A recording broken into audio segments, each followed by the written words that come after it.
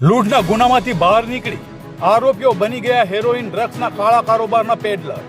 લૂંટ અને પોલીસ પર ફાયરિંગ જેવા ગંભીર ગુનાઓમાં સંડોવાયેલા આરોપીઓ જામીન પર છૂટ્યા બાદ ફરી ગુનાની દુનિયામાં પ્રવેશી હેરોઇનના કાળા કારોબારમાં સક્રિય બન્યા હોવાનું સામે આવ્યું છે.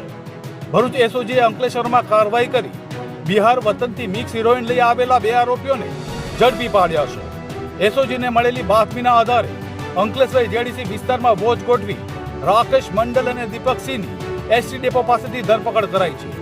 તપાસ દરમિયાન રાકેશ પાસે રહેલી સ્કૂલ બેગમાંથી 14 જીપી લોક પડીકી તથા સિગરેટની ડબ્બીમાં ફોઇલમાં છુપાયેલી 8 પડીકી મળી આવી છે. એફએસએલ તપાસમાં કુલ 58.11 ગ્રામ મિક્સ હિરોઇન હોવાનું સાબિત થયું છે, જેની બજાર કિંમત 11.62 લાખ થાય છે. આ ડ્રગ્સની ડિલિવરી માટે વોન્ટેડ સંતોષે ₹10,000 આપવાની વાત કરી હતી. અગાઉ પણ આરોપીઓ દ્વારા ડ્રગ્સ મંગાવવાના પુરાવા સામે આવ્યા છે. ભરૂચ એસઓજીએ 2 મોબાઈલ સહિત કુલ 11.72 લાખનો મુદ્દામાલ જપ્ત કરી સંતોષને વોન્ટેડ જાહેર કર્યો છે.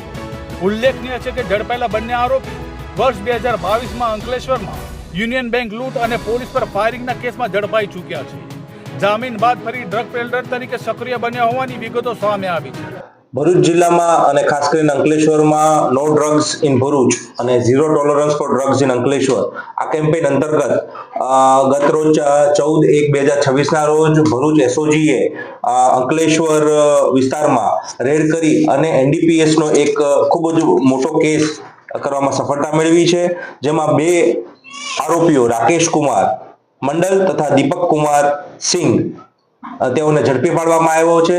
આ બંને જણા જે છે તેમની પાસેથી 58.11 ગ્રામ જેટલો હેરોઇન નો મુદ્દામાલ છે કબજે કરવામાં આવ્યો છે, જેની કુલ કિંમત 11,62,000 થાય છે.